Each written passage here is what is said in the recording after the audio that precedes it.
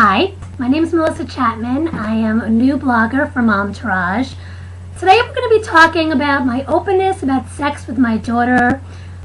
She's 9, and I've been talking about vaginas, penises, none of those cutesy words for genitals, how the actual penis goes into the vagina, the fallopian tubes, the eggs, the sperm. I've really been very scientific about it in a way. Obviously I've spoken about, the whole romantic factor, but I've just been very clinical with her about the actual process, just because I think when I really think about why I'm so open and so eager to share these, the whole sex thing with my daughter, having the sex talk with her, and maybe I started when she was 5, because I grew up in a household where literally I never saw my mother naked. We never talked about sex.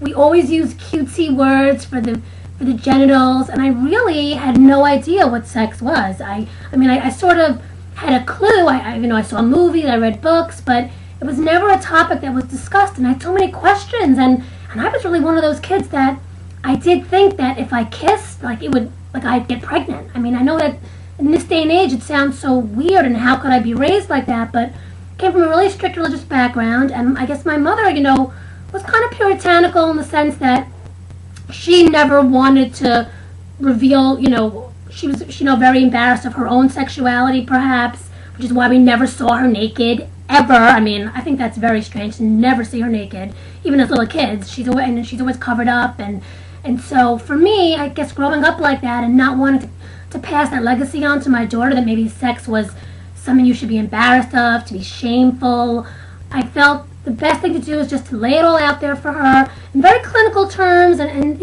obviously let her know what it is, that there's no mystery, there's no big mystery around it, because I think with kids, the more that you make things mysterious and the more you make things seem like they're, untouchable, and it makes them more interested in doing it in a negative way. And I wanted to really present sex to her, and that it's a really beautiful, wonderful thing between two people that love each other, and this is what happens when you have sex.